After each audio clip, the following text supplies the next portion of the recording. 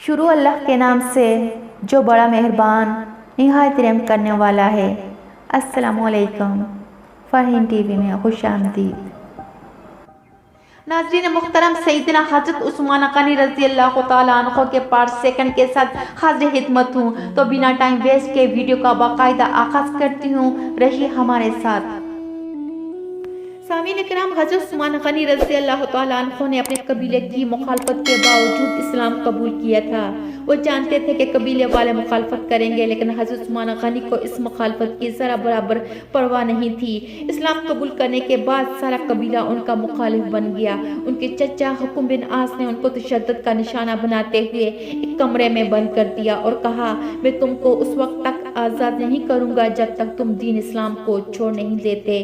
حضرت عثمان غنی رضی اللہ تعالیٰ عنہ نے، جن کا مکہ میں ایک نمایاں مقام، ایک نام اور عزت حاصل تھی، آپ رضی اللہ تعالیٰ عنہ کو لوگوں کی فلاح بہبود کا کام کرنے میں ایک شہرت حاصل تھی، اس کے باوجود اسلام قبول کرنے پر آپ پر تشدد کیا گیا۔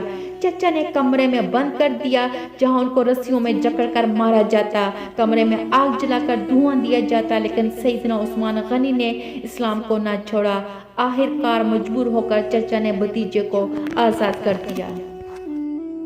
ناظرین اکرام، حضرت عثمان غنی رضی اللہ تعالیٰ عنہ کی اسی خلوص نیت اور اسلام کے ساتھ محبت کو دیکھتے ہوئے نبی کریم صلی اللہ علیہ وسلم نے اپنی صاحبزادی حضرت رقیہ کا نکاح آپ رضی اللہ تعالیٰ عنہ کے ساتھ کر دیا۔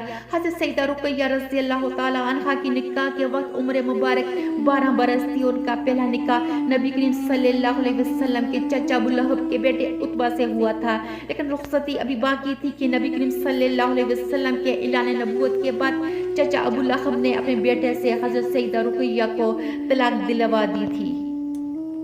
سامعین اکرام، خوش قسمت تھے حضرت عثمان غنی رضی اللہ تعالیٰ عنہ جن کو نبی کریم صلی اللہ علیہ وسلم کی پاک سیرت بیٹیوں کا ساتھ نصیب ہوا، اور اس نکاح پر ان کو بہت فخر حاصل تھا۔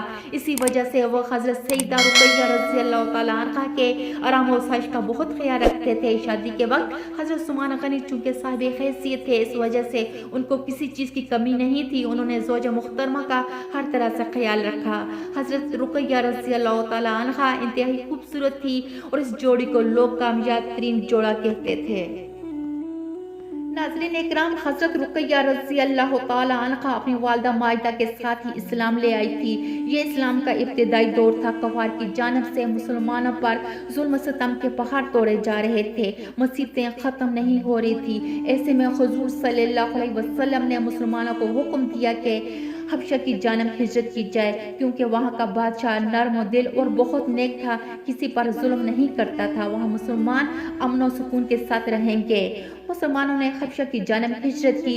یہ اسلام میں پہلی ہجرت تھی۔ اس ہجرت میں حضرت عثمان اور ان کی اہلیہ حضرت رقیہ بھی شامل تھی۔ حبشہ میں حضرت عثمان غنی رضی اللہ تعالیٰ عنہ کے ہاں ایک بیٹے کی پیدائش ہوئی۔ ان کا نام عبداللہ رکھا گیا۔ اسی عبداللہ نام کی نسبت حضرت عثمان غنی کی کنیت ابو عبداللہ پڑی تھی۔ دوستو، والدین کے ساتھ یہ نواسہ رسول حبشہ سے مدینہ جب لوٹے تو ان کی عمر 6 سال تھی۔ مدینہ میں ایک مرغ نے چھوٹے عبداللہ کی آنکھ میں چونچ مار دی، جس سے ان کی آنکھ زخمی ہو گئی، اور یہ ایسا زخم تھا جس سے آنکھ ٹھیک نہ ہوئی، اور اسی زخم اور تکلیف سے یہ بچہ 6 سال کی عمر میں انتقال کر گیا۔ ان کے بعد حضرت رقیہ رضی اللہ تعالیٰ عنہ کے گھر کوئی اولاد نہ ہوئی تھی۔ عبداللہ کی وفات پر نبی کریم صلی اللہ علیہ وسلم بہت غمگین ہوئے۔ عبداللہ کو گود میں اٹھایا اور آنکھوں سے آنسو جاری تھے۔ نبی کریم صلی اللہ علیہ وسلم نے خود ان کی نماز جنازہ پڑھائی اور خود ہی ان کو قبر میں اتارا۔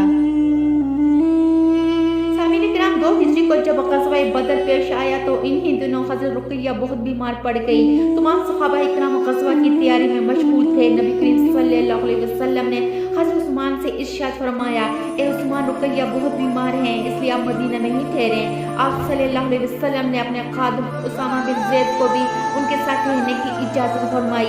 حضرت عثمان غزوہ میں شریک ہونا چاہتے تھے، لیکن نبی کریم صلی اللہ علیہ وسلم نے فرمایا، آپ کو غزوہ میں شریک لوگوں کے برابر اجر ملے گا اور مال غنیمت میں بھی حصہ ان کے برابر دیا جائے گا۔ گویا کہ حضرت رقیہ کی ذمہ داری کا درجہ جہاد میں شریک لوگوں کے برابر تھا۔ دوستو، غزوہ بدر رمضان المبارک میں پیش آیا تھا۔ فتح کی خوشخبری جب زید بن حارثہ لے کر مدینہ پہنچے تو اس وقت وہاں حضرت رقیہ رضی اللہ تعالیٰ عنہ کی تدفین ہو رہی تھی۔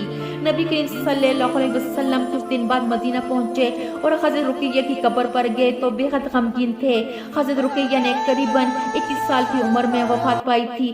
اللہ تعالیٰ ان پر ہزار رحمتیں فرمائے، آمین۔